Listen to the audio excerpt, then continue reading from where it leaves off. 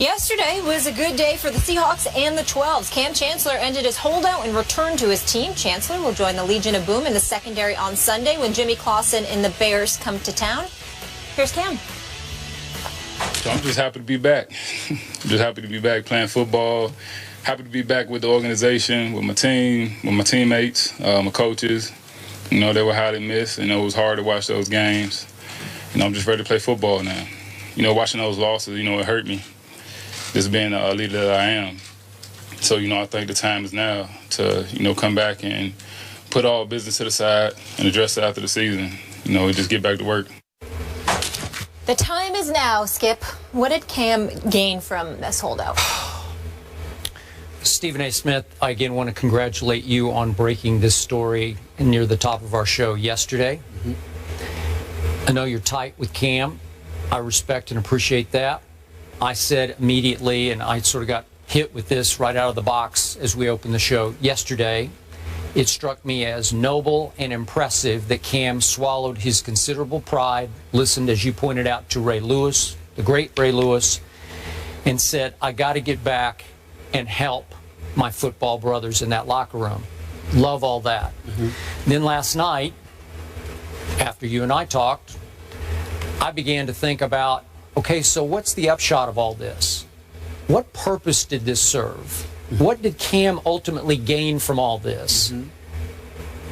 What did he earn from all this? And the answer is absolutely nothing. All that he accomplished was helping his brothers in that locker room dig an 0-2 hole for themselves, right? I mean, if he's there, I think they win the first game at St. Louis. I don't know about the game at the Bad Man at Lambeau Field, but maybe they win that one too with Kam. I don't know. But he lost 2 game checks. It's about $500 grand. Now, I don't know, maybe Seattle quietly will make good on those 2 checks. I don't know that. But maybe not. I think they dug in, did Seattle management. We've talked a lot about that. So the quarterback of the defense, the guy who runs the defense, what was his game plan through all this off the field? What was the goal here? Because whatever it was did not get accomplished. Seattle was willing to negotiate with him all along because they had discussions. I don't know how fruitful those discussions were. You don't think very, and they tended to alienate him pride-wise by what they told him to his face. Both the GM, Schneider, and obviously Pete Carroll was on board with Schneider here. So there's bad blood that got dealt on both sides through this. Kam's not happy about it. He has no leverage left. So once you go down that road, for me, you got to keep going down that road until you win. Because I'm going to use this example one last time. The Emmitt Smith that I went through as I was covering the Cowboys, Super Bowl champs, 92, going to 93 football season. And Emmitt held out for 2 games and came back and won league MVP and then Super Bowl MVP after his team fell to 0-2. Emmitt Smith got his money. He quote-unquote won, even though I still thought Jerry took him a little bit to the cleaners, but he still got something that he was holding out for. So Emmitt felt really good about it. They all felt great. That was quite a triumphant, joyful celebration that they had in Seattle, and that's great by me. But in the end, what purpose did it serve? Nothing but 0-2 that I can see. Help me out here. Well, I'm going to help you out.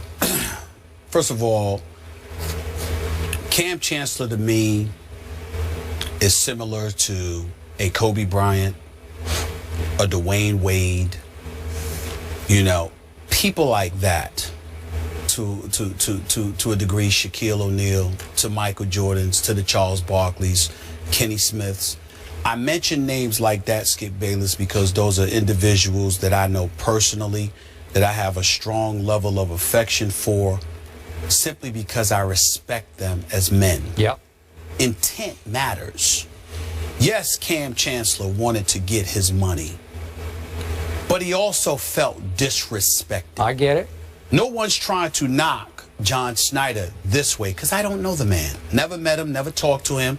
It's wrong to cast aspersions on him. But it was clear in talking to Kam Chancellor, and he can give people the details when he wants to, because that's his personal business, and I'm not going to violate his trust. But he has okayed me to say he felt disrespected. Sure. And it was a challenge for him to walk back, to shove all of that aside just to get back to work. Individual pride, while unwise in its usage sometimes, ultimately has to be exercised from time to time to get others to raise up and recognize there's a certain way you just can't come at people. There's a certain way you just can't treat people. They're not having it, and it's not going to go down like that. So when you say what did Kam Chancellor accomplish, you're looking at it strictly from a football perspective. Initially, it was just about football. But what argument I am absolutely 1,000% sure he would make to you and anybody else who's listening is that it elevated to a point where it wasn't just about football anymore, which is why it wasn't just me on the phone with him. There were other folks too, including our very own Ray Lewis. And if Ray Lewis wants to talk about that, he's capable. He can do that himself. Ray Lewis was on the phone with this brother, talking on a much, much deeper level. I'll get a little bit personal with both of you if you don't mind. Skip will appreciate this story. You don't know about it. I had a similar situation to Kam Chancellor. I know what this at this very network. Oh, okay. You understand? I thought you were going to go. Now, don't get me wrong. Yeah. I'm not being negative here. Yeah. Because as much as I love the present regime, the previous regime that let me go, Skip, they weren't wrong. But I didn't know that at the time because I was caught up in my value, what I brought to the table, and how I felt I was being treated as opposed to appreciating the position that other folks within, the job that they had been assigned to do, and how they're supposed to go about doing it. When you are a novice in a particular category, you tend to personalize things from time to time, which I did, because you thought it was an indictment against you and your level of production when you thought it was at a level that warranted what you wanted. And it wasn't until you opened your eyes and really embraced business, understanding how it operates sometimes, that you recognize that those folks weren't at fault. They did what they needed to do in the best, in their minds, in the best interest of the whole, as opposed to an individual. Sometimes it takes what Kam Chancellor went through in order to him to fully appreciate it. Okay, but, quick point of order. When you talk about your ESPN experience, you weren't having to, you didn't do what you did at the expense of a football team. No, I didn't. Just you. No, right? I didn't. But at the same time, if you're a part of the team, you're a part of the team. If they're utilizing you in various ways, okay, and your attitude ain't right, then it's a detriment to the whole. You have to take into account the fact that all of those things matter.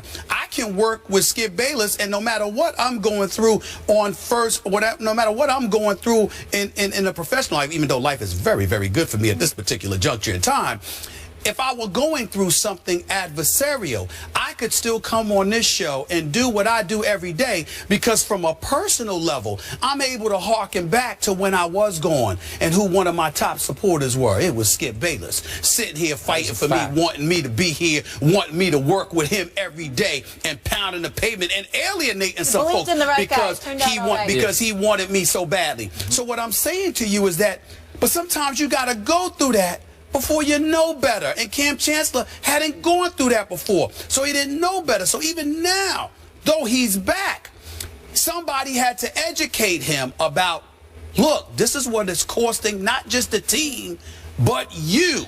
And you have to put other things aside. And it took him a couple of weeks to get to that point. It's human, it's understandable, but ultimately he benefited from it most because he learned a very valuable lesson. Can I interject one thing quickly with this comparison? So you leave, you come back, and you really show your value because you light it up here at ESPN, right? Yes. So Kam leaves, they lose 2 games. We're all kind of shocked, some people are. What impact? Now, if he comes back and they don't win, did he gain anything then on the field? He would have. If they win now, rest of the way, we see the difference. He will have lost, but let's be clear. But I'm saying for that comparison. I'm just saying, you never know what the ultimate effect is going to be. You're betting on yourself. Yeah. Kam Chancellor is in the ultimate position to bet on himself Because of who he has playing with But him. if they go and light it up now, he definitely gained something. That's right. And if they lose, then he didn't. But some people are willing to bet on themselves because they have that innate, ingrained belief in themselves. And when you have to, that's like if you're asking me to go up there by myself, I'm very confident. Please don't get me wrong. I'm going to bet on myself. But if you're telling me I'm rolling with Skip, my confidence is going to be a little bit higher. Yeah. You see what I'm saying? Because I believe in us, you know, just as much as I believe in me. So that's what's going on here. He didn't lose. It's just a matter of how much he's going to ultimately win. Because trust me, he ain't losing that money. They're going to give him the money back for those 2 games. I hope so. The flip side of your point, the downside of your point, and I hate to even raise this issue, but we all know this is a violent game that he plays. He had his knee issue going into the Super Bowl. Right. So he's also risking his future here unprotected for the rest of this year, right? Yes. Yeah. Okay, so that concerns me a little bit, just a little bit. And then to your big picture point, are we saying that because of his pride, and as the Bible says, pride goeth before the 0-2 fall. If Yes. I put the 0-2 in there, but okay. But because of his pride, because he wanted to stand up to, if not punish, his management, didn't he do that at the expense of his teammates? That's all I'm asking. You did it at the expense of your teammates if the end result isn't what you desired it to be. But we don't know that until it happens. You can't sit here at 0-2 with 14 games and say he did it at the expense of his teammates. Now, if you wait until you 0-5 or 0-6, you got a different argument. But 2 games into the season with 14 to go, I'm with you. Okay, you can't say he did that at the expense of his team. The only thing you got going on your side of that argument is you now have Jimmy Clausen and the Detroit Lions coming to town. So you got a chance to at least right the ship initially. Sure. So I give you that point, but I still not exactly sure what got accomplished here. You never know. We'll find out. You never know. But not only we'll find out the rest of this season, we'll find out in the off season whether or not a team is willing to revisit the similar situation again. Or do you trade them? Maybe. Maybe. We shall see. Moving on, though, Patrick Kane is under investigation for sexual assault, but he's still playing in the NHL. Should he be? We'll get into that story on the other side.